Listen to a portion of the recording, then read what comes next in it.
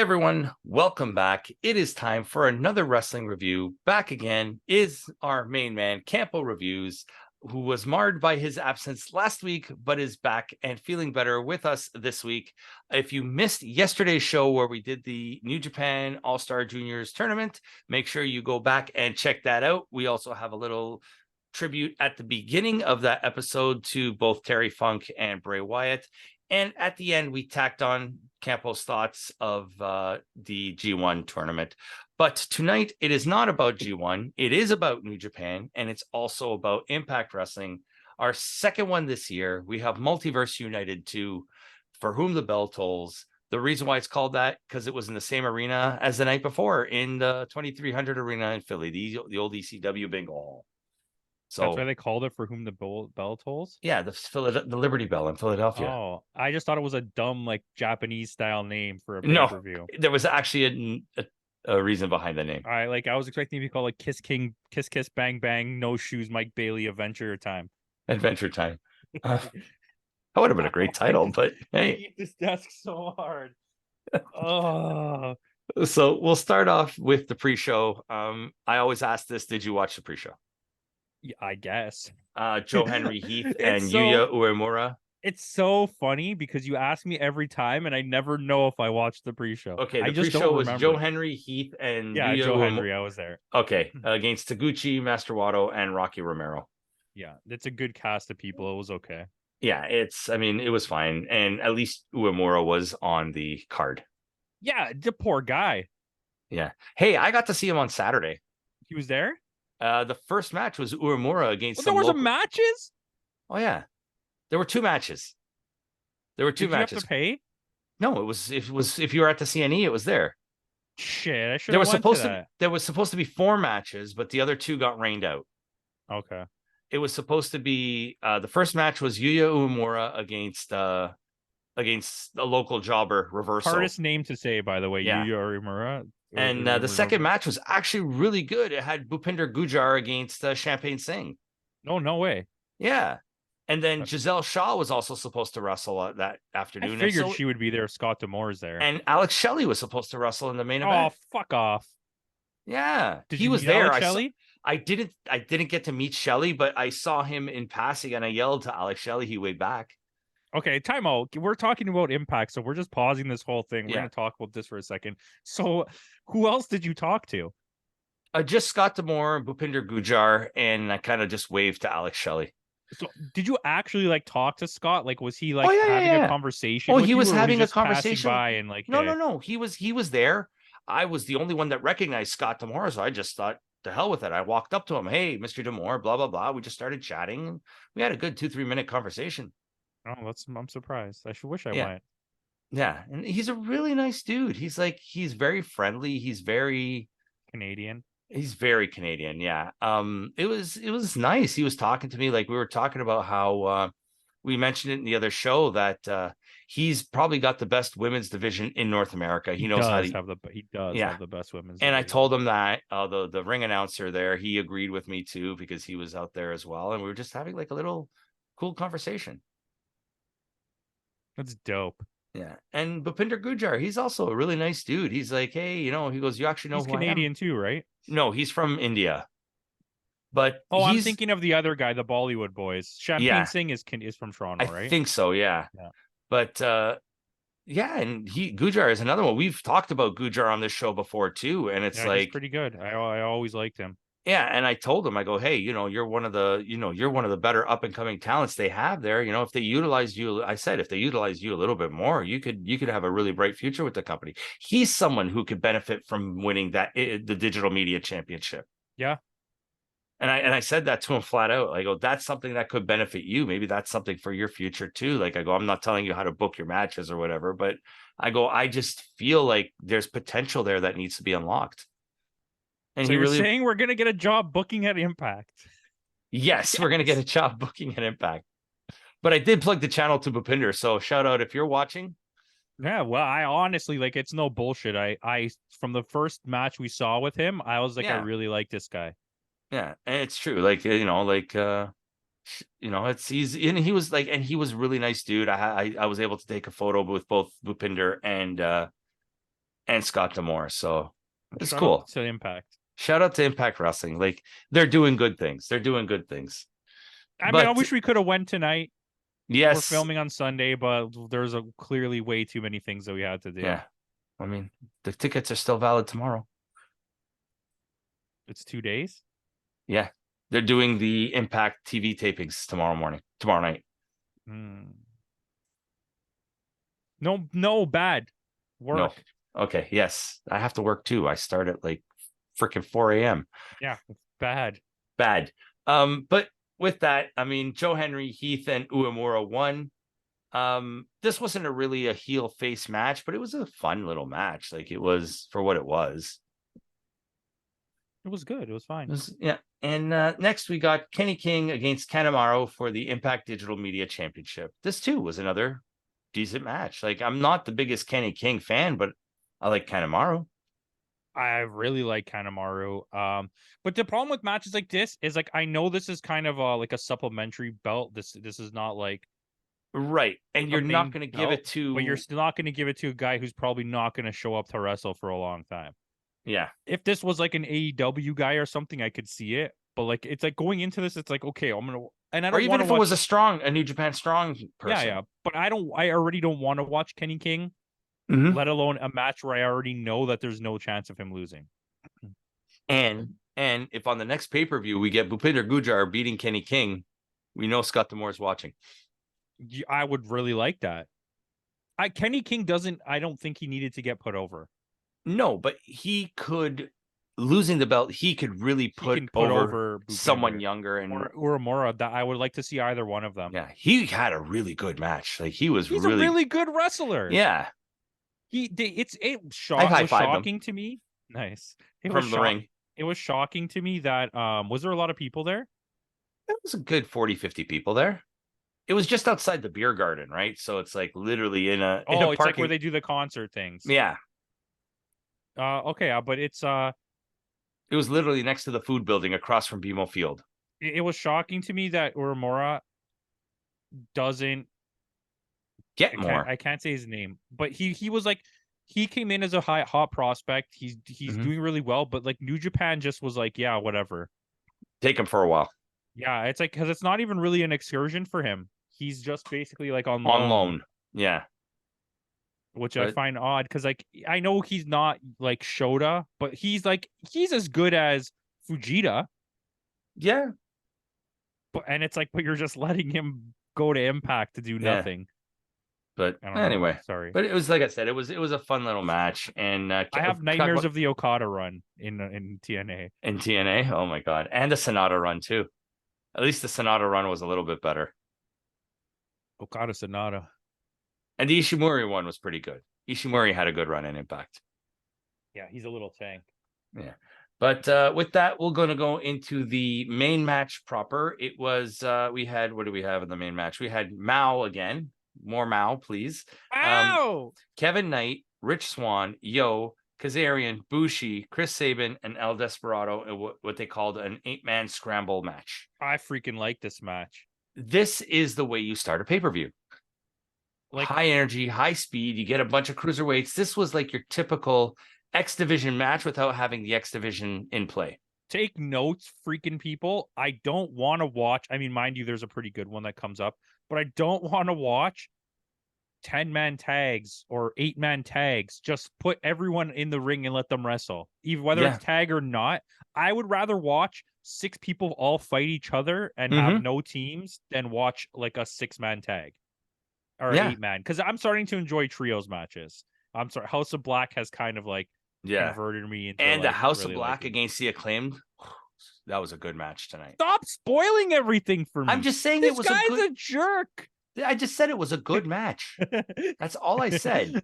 No, I'm going to tell you everything is a spoiler regardless.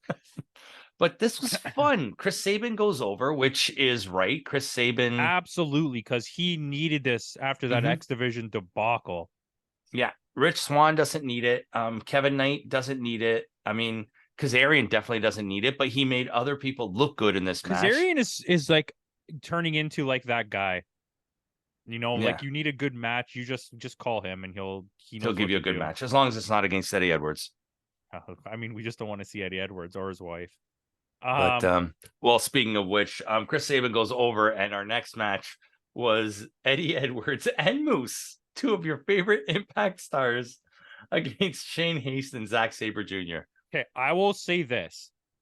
I think that they only played to the strengths of Eddie Edwards and Moose. However, this might have been the worst match of the night. Yeah, and this had Zack Sabre Jr. in it. Like, it wasn't terrible, but like when I'm really looking the spots where Eddie was going one-on-one against Zack were actually pretty good. Yeah, Eddie played to his. They used his strengths. Like Zack Sabre Jr. and Shane Haste used the strengths of his. Eddie has a little bit of technical ability, so he's also has a lot of experience, right? Yeah. So does Moose, but Eddie Edwards has fought a lot more very good wrestlers than Moose has. And one of my first notes is, why is it always these two in your paper and High Pro and Brian Myers? I'm surprised Brian Myers. The other guy later. Which one? Brian Myers? No, we don't. No, we get Sammy. Oh, Callahan. Sammy Callahan, which is like, that's my top 3 no-nos, and Kenny King. And Kenny King. But and they put Edwards and Moose over. That was surprising. I don't know why. You know what? Neither one of these teams needs to get put over. Yeah. And a loss won't hurt them either. The only thing that I kept laughing throughout the whole match is Matt Raywald. Oh, you're TMDK, you're Australian, but he's not Australian. Oh, that was so good. They're like, that's not the same place, right? It's basically the same. So like, it was just like just the way they were playing off each other. The commentary, this one was Matt Raywald and Tom Haffinen and Veda Scott. So you had your Impact crew with Veda Scott and this one. And again, it worked so well. Like, I honestly, I'm leaning towards these two as my commentators of the year so far.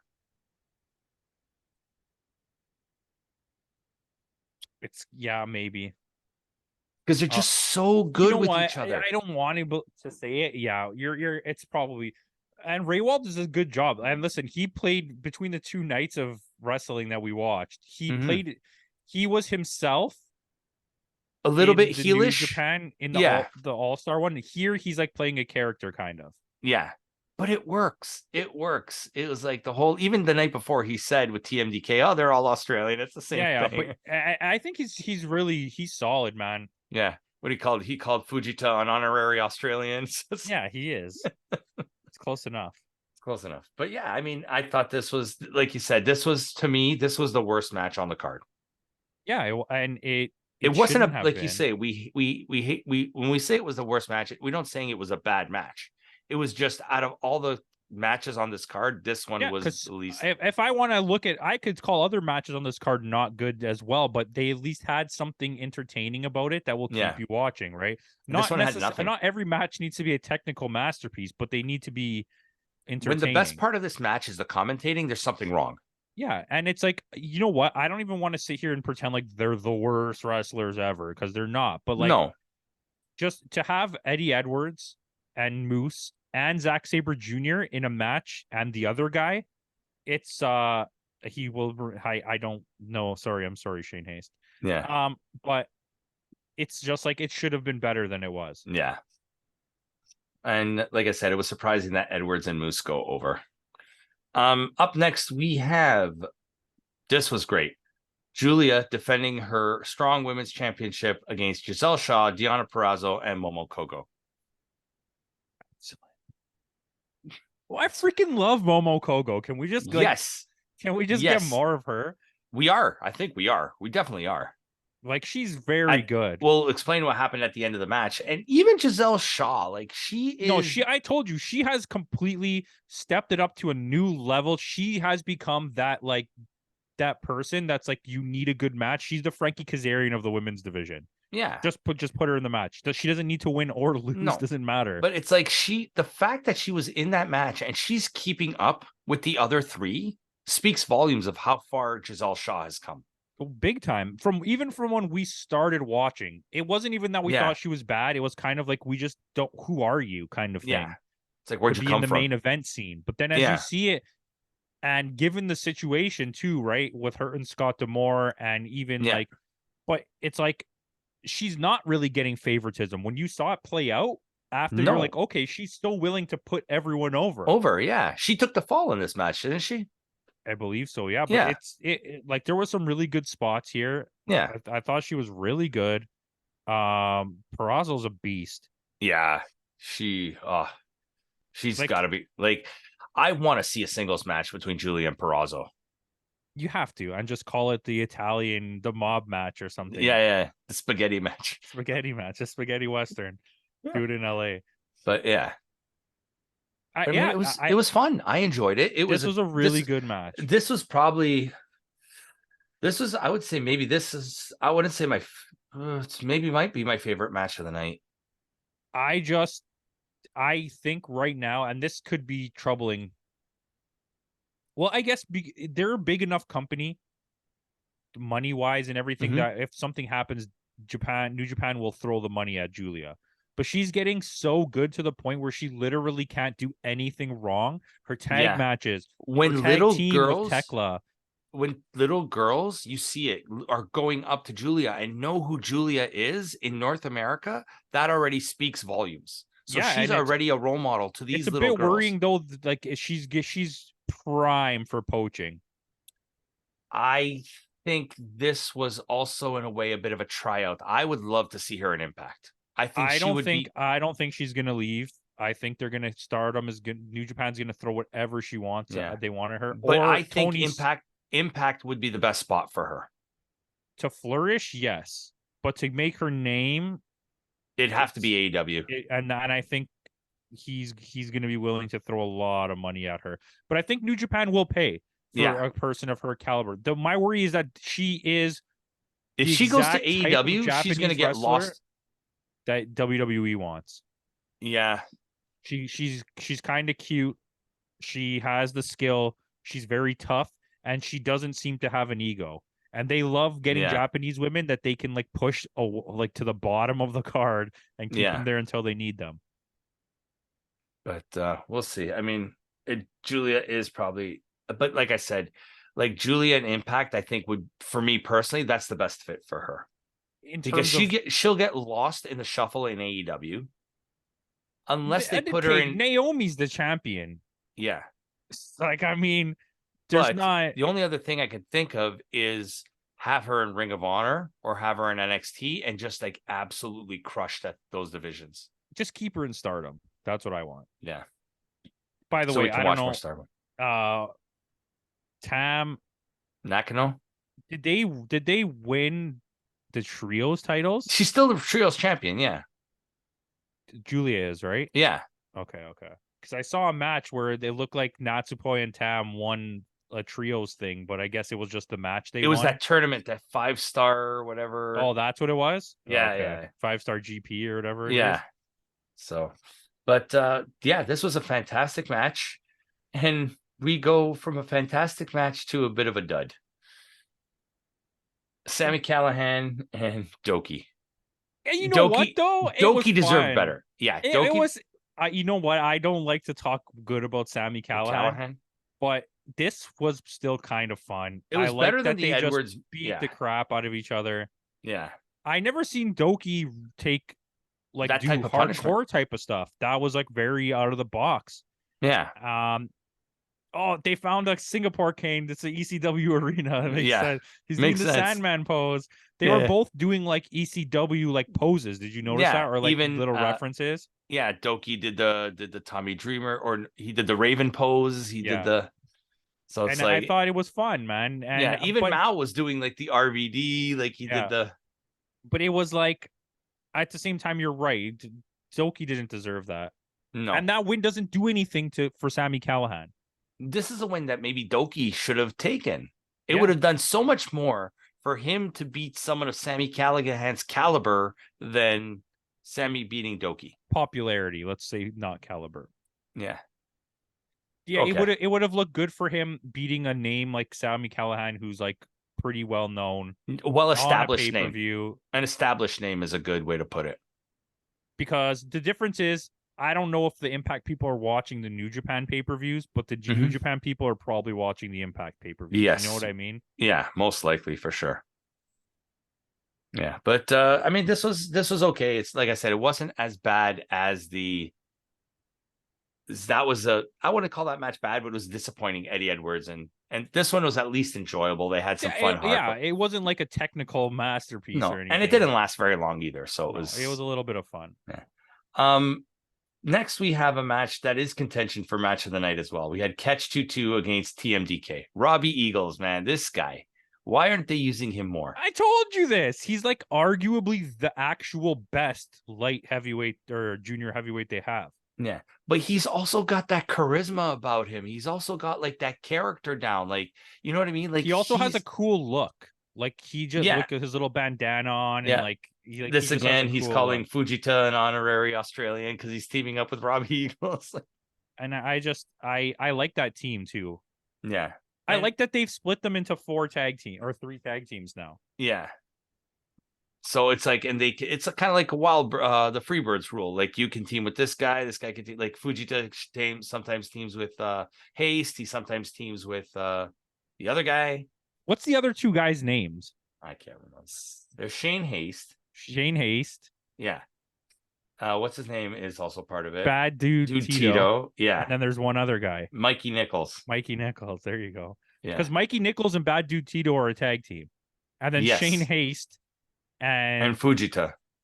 Well, Shane Haste and like Zack Sabre. Yeah. And then like Fujita and Robbie Eagles. That's a really good faction. Like it's good. They're turning out to like. But originally, the original TMDK was Mikey Nichols and Shane Haste. But they haven't really been tagging much since Tag League. And Jonah and Bad Dude Tito were like the powerhouse team. Poor Jonah, you're right though. At least he's getting somewhat of a push now. But I mean, it's like a mid-card push, and he's not looking like he's going to win any titles anytime soon. But he started a faction that's literally like one of the best factions in Japan now, and he's not part of it anymore. Money talks.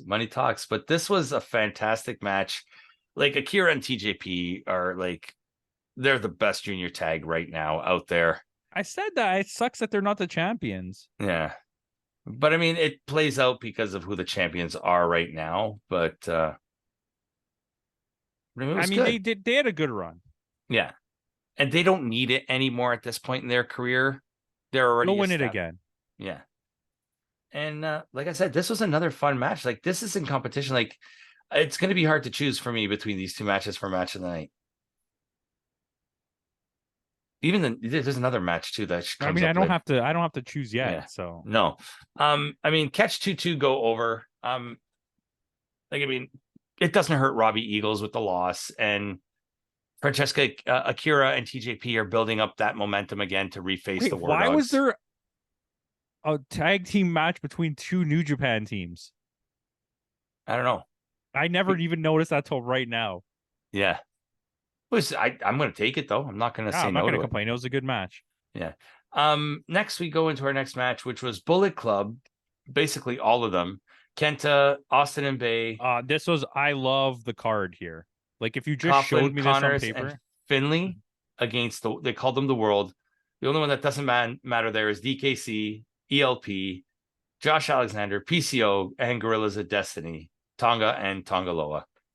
Originally this match was supposed to be 4 guys from Impact. No, it was supposed to be the Bullet Club, 4 guys from Bullet Club, and then Gorillas of Destiny, Hikuleo, and ELP. Okay, because he's technically part of GOD now. He's part of like GOD, which I think that's a great idea, especially for the faction. He's so over, by the way. Yeah. He's the only one that got chanted for this entire match. Yeah. And Josh got chanted pretty good. But yeah, Josh is really good. This was his first match back in 5 months, right? Josh is established as good. ELP is still on the rise, so seeing things from him is more positive for me. Yeah. Also, both Canadians. 3 Canadians on this team. There's 3 Canadians on this team. PCO's a legend. Right? He did a couple of sick shits in this match. Yes.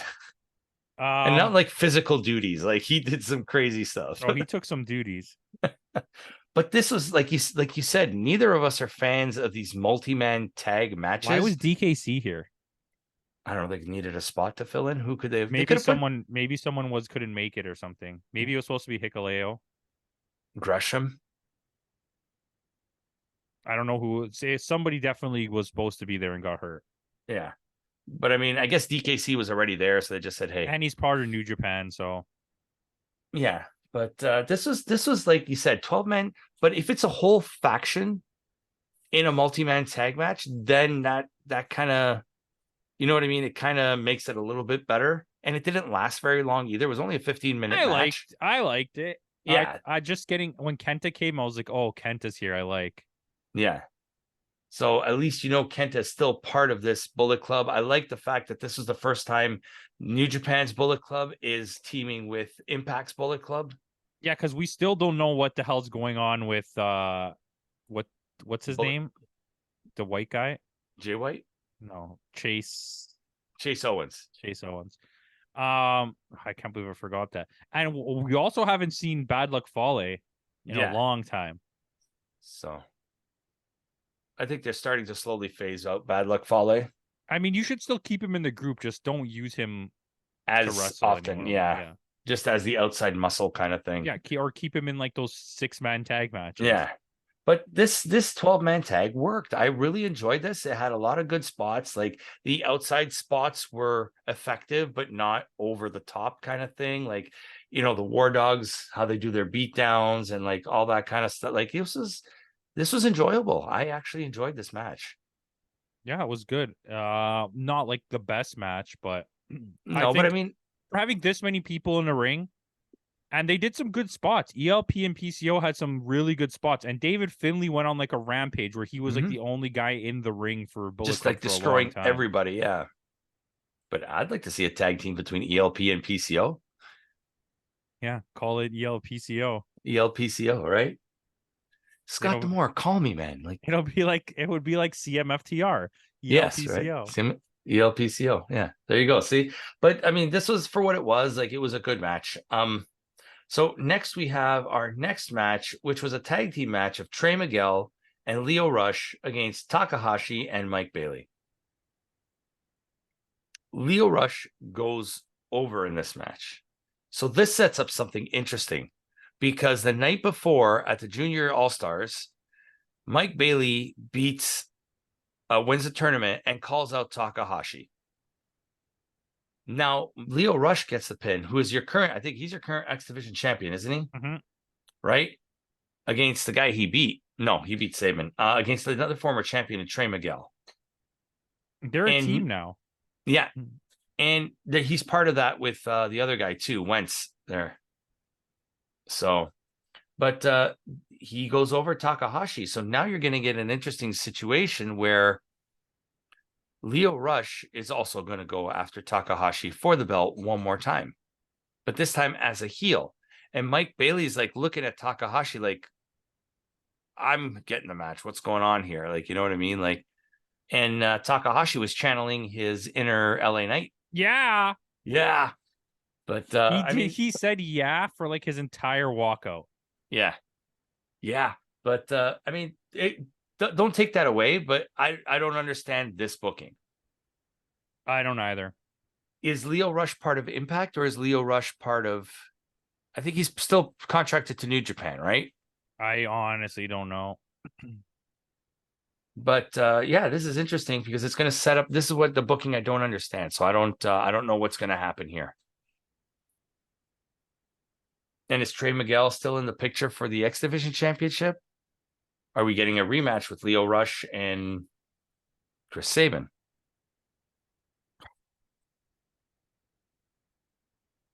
Just do a belt for belt match.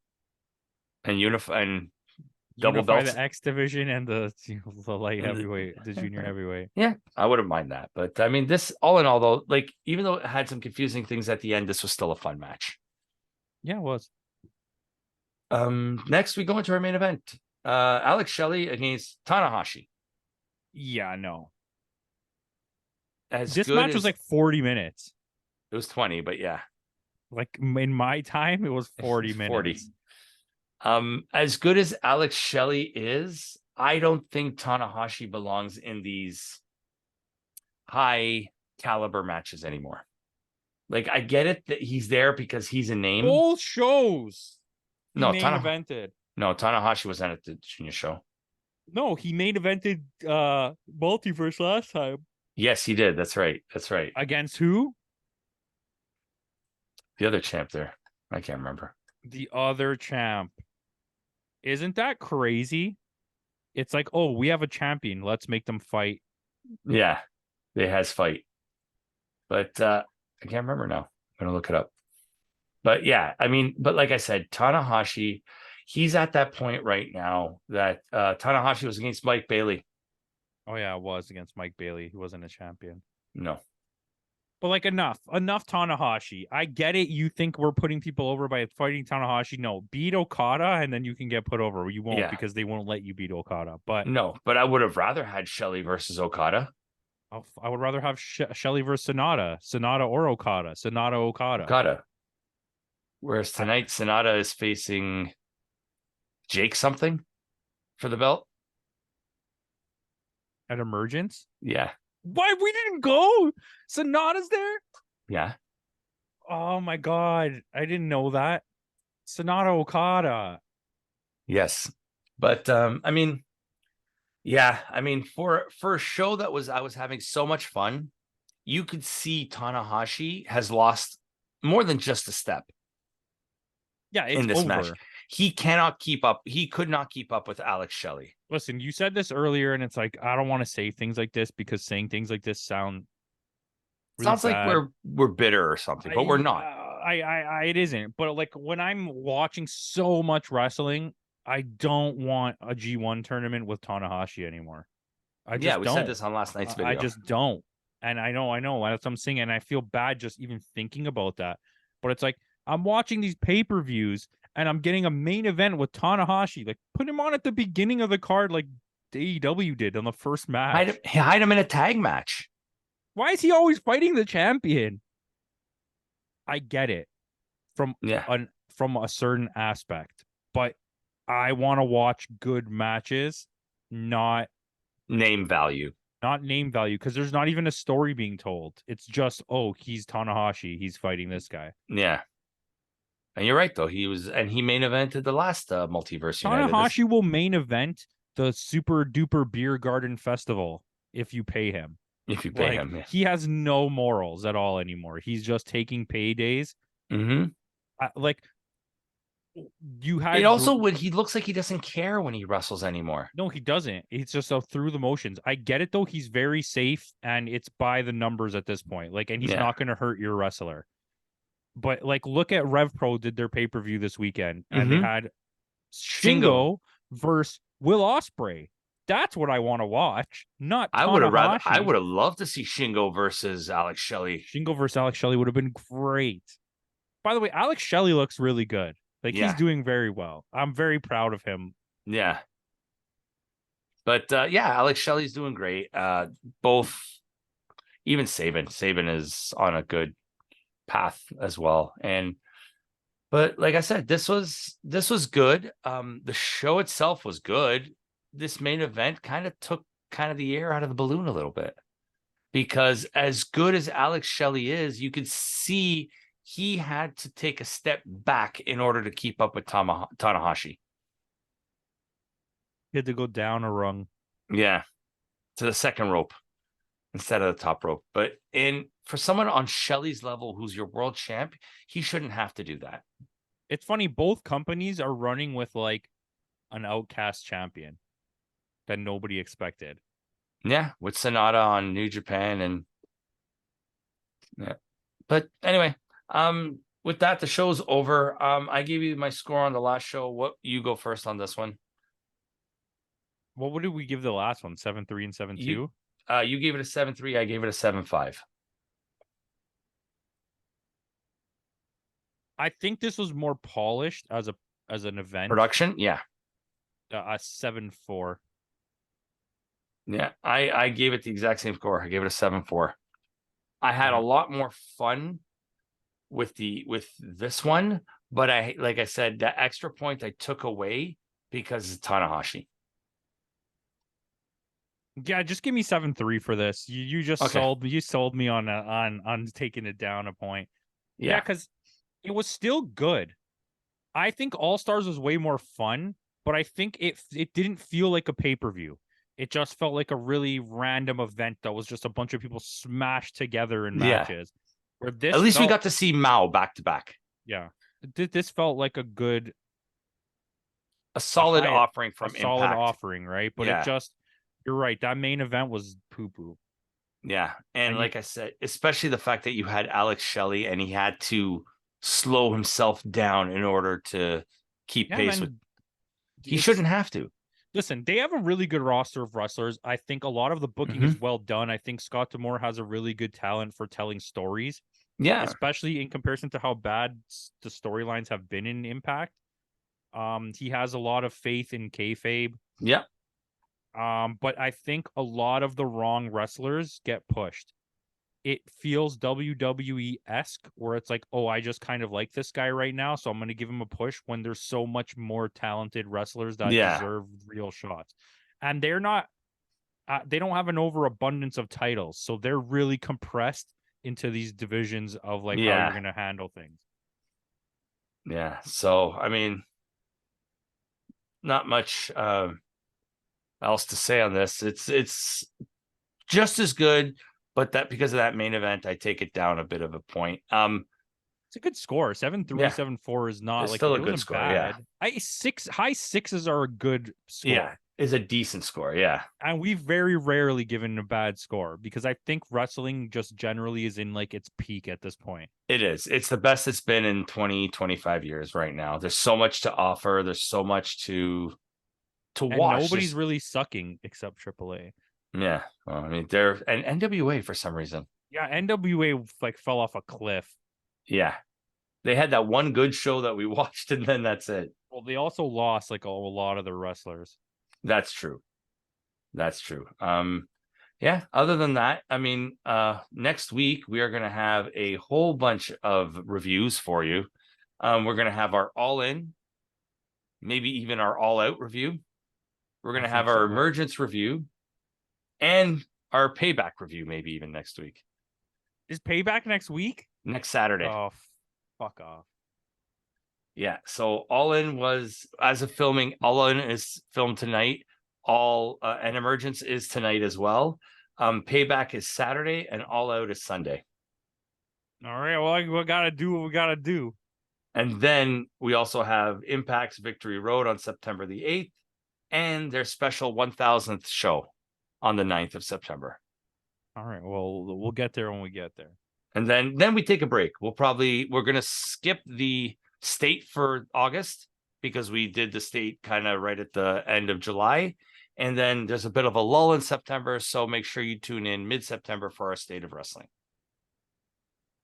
So with that out of the way, guys, thanks again for joining us. We'll see you all next time. And in the words of Kenny Omega, goodbye and good night.